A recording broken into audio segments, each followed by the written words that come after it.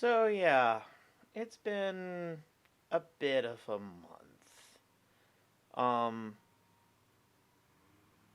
I did not realize quite what a toll my grandfather's death took on me until really about 4 days before I made this video, and I realized that it is May the 4th, and I haven't really had a chance to breathe since April the 12th, really. And realized that I was burnt out between trying to help with family stuff and the funeral and just everything else going on around then, as well as my regular day job. I was burnt out and I didn't realize it. I'm not trying to make excuses for the fact that I haven't made as much as I would like, but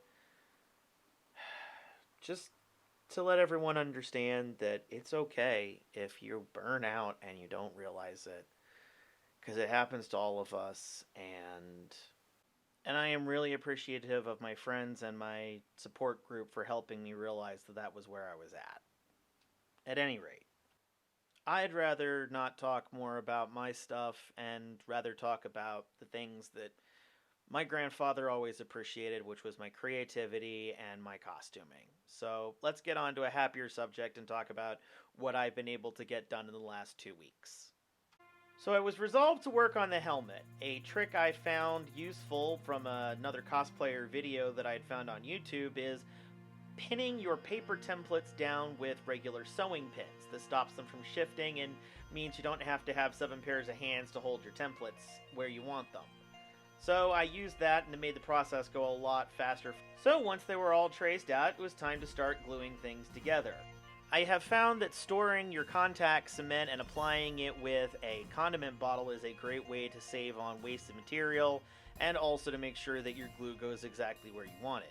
After giving it a moment to become tacky, I started gluing each of the pieces together before adding some triangular dowels along the seams along the top of the helmet, partially to give it some extra texture, but also as a great way to give it some unique flair, and to hide the seam lines so I don't have to Dremel them, which saves me a good bit of time. I then traced some designs out in gold marker on the faceplate to give it some added texture and make it more reminiscent of some of the concept art that I'm working with. Then I donned the appropriate safety gear and started dremeling that out with a sanding bit to get the texturing worked into the foam. I think it really came together and definitely gives it a unique flair that once I apply paint will help make the face stand out a little bit more rather than just disappearing into the flat planes that it might be otherwise. After that, I got inspired to try and capture the whole moving shadows that form armor aesthetic, so got out some of my handy dandy foam clay and started adding it to the edges of the helmet, and then quick drying it using the application of my heat gun. It actually came out pretty well for all that it was a little bit messy and a technique I've never tried before.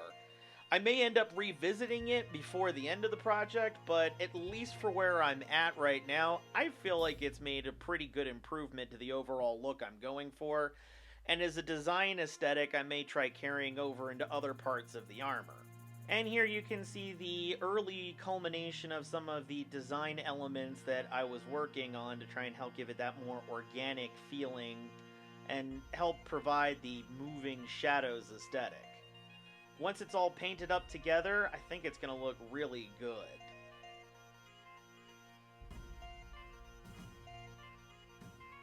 So where am I at and what am I working on? Well, currently the makerspace that I was hoping to tap for help is busy with enough other things that they haven't had time to sit down and consult with me on some of the intricacies of doing the wings, which I understand and respect, and I'm trying to work on other stuff. In the meantime, we'll hopefully get around to the wings as soon as possible. I am currently, as we speak, 3D printing out the horns that I'm planning to add to the helmet.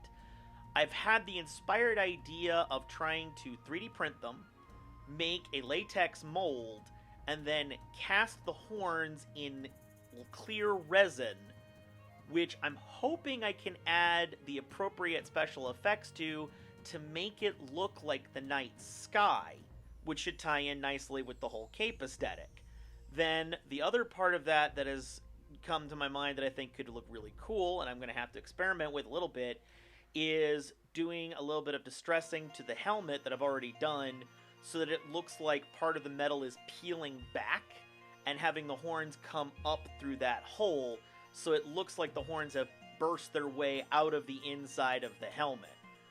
Since in the story they talk about how arcane familiars can evolve over time and become more mature, I feel that's an interesting way to convey that and also still tie the whole living shadows and stars, starry sky thing together.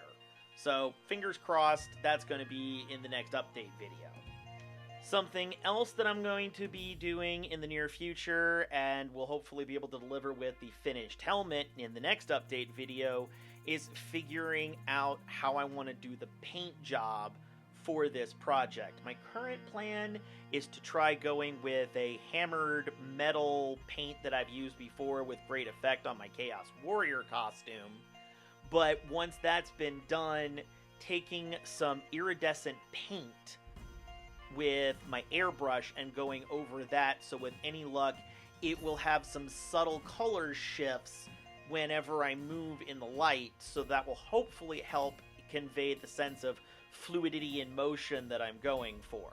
But again, I've never done that before, so I'm gonna have to do some experimenting and test samples. I'm also planning on trying to knock out the gloves, which should be pretty quick and easy. Here's hoping, fingers crossed. And I'm also planning on starting in on the boots, since that's something I can generally do, I think, without compromising working on other parts of the costume that might be more complicated. Something else that I'm thinking about doing there is if I've managed to perfect doing the horns like I intend to, trying to carry that same design aesthetic over to the quote-unquote clawed feet that his boots are described as having.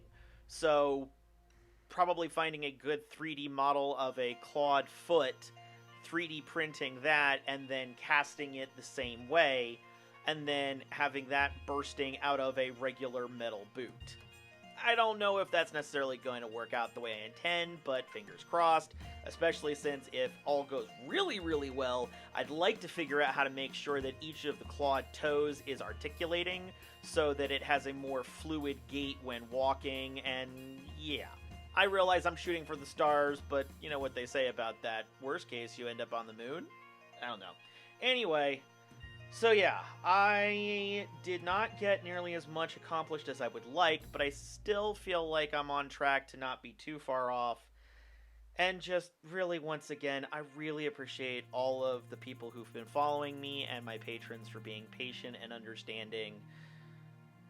Your mental health is important. Don't ever disregard that, don't forget that, and just try and be gentle on yourself. At any rate, that should do it for this update video, and I will hope to see you all here in another 2 weeks. Until then, sign-offs are hard. And hey, I remembered to do thank yous this time. Thank you again to all my friends and patrons who have given me money to help make this whole process possible. You're awesome.